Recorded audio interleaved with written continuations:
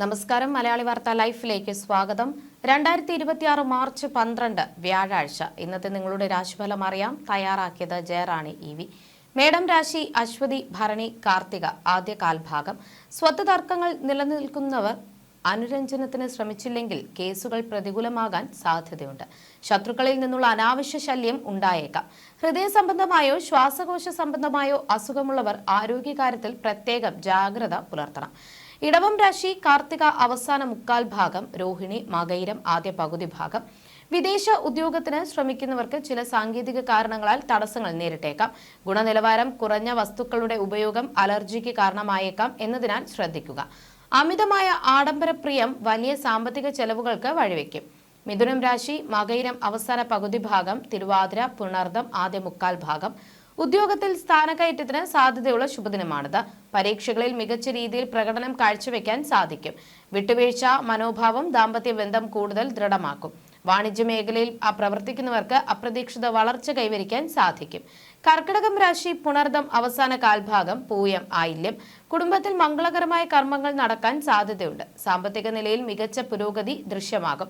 ഓഹരി ഇടപാടുകൾ നടത്തുന്നവർക്ക് ലാഭമുണ്ടാകും. രോഗമുക്തിയും മനസ്സന്തോഷവും ഈ ദിവസത്തിന്റെ പ്രത്യേകതകളാണ്. ചിങ്ങം രാശി മകം പൂരം ഉത്രം ആദ്യ കാൽഭാഗം. സന്താനങ്ങളുമായി അഭിപ്രായ വ്യത്യാസങ്ങൾ ഉണ്ടാകാതെ ശ്രദ്ധിക്കണം. അനാവശ്യ വാഗ്വാദങ്ങൾ മാനസിക ബുദ്ധിമുട്ടുകൾക്ക് കാരണമായേക്കാം. ദൂരയാത്രകൾ ഉദ്ദേശിച്ച് ഫലം നൽകണമെന്നില്ലാത്തതിനാൽ ജാഗ്രത പാലിക്കുക. കന്നിരാശി ഉത്രം അവസാന മുക്കാൽ ഭാഗം, അത്തം ചിത്തിര ആദ്യ പകുതി ഭാഗം. കുടുംബത്തിലെ പ്രിയപ്പെട്ടവർക്ക് രോഗപീഠകളോ അരിഷ്ടതകളോ ഉണ്ടാകാൻ ഇടയുണ്ട്. ഭക്ഷണക്രമത്തിൽ ശ്രദ്ധിച്ചില്ലെങ്കിൽ ദഹനക്കേട് മൂലം ഉദരരോഗങ്ങൾ അലട്ടിയേക്കാം. എല്ലാ കാര്യങ്ങളിലും ചെറിയ തടസ്സങ്ങൾ അനുഭവപ്പെട്ടേക്കാവുന്ന ദിവസമാണിത്. തുലാം രാശി ചിത്തിര അവസാന പകുതി ഭാഗം, ചോതി വിശാഖം ആദ്യ മുക്കാൽ ഭാഗം. പഴയ വാഹനം മാറ്റി പുതിയത് വാങ്ങാൻ ആഗ്രഹിക്കുന്നവർക്ക് അതിനുള്ള അവസരം ലഭിക്കും. ധനനേട്ടം, കീർത്തി, ദാമ്പത്യ സുഖം എന്നിവ ഉണ്ടാകും.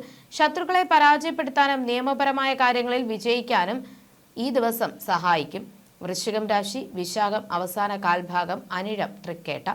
ബന്ധുജനങ്ങളുമായി അഭിപ്രായ വ്യത്യാസങ്ങൾ ഉണ്ടാകാൻ ഇടയുണ്ട്. സമയം തെറ്റിയുള്ള ആഹാര രീതി ദഹന പ്രശ്നങ്ങൾക്കും മൈഗ്രെയിൻ പോലുള്ള അസ്വസ്ഥതകൾക്കും കാരണമായേക്കാം. മനസ്സിന് ചെറിയ വിഷമങ്ങൾ അനുഭവപ്പെട്ടേക്കാം.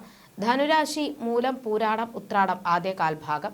ആരോഗ്യ പ്രശ്നങ്ങളുള്ളവർക്ക് രോഗമുക്തി ലഭിക്കുന്നത് സമയമാണ്. സൽക്കാരങ്ങളിൽ പങ്കെടുക്കാനും ഇഷ്ടഭക്ഷണം ലഭിക്കാനും അവസരം ഉണ്ടാകും.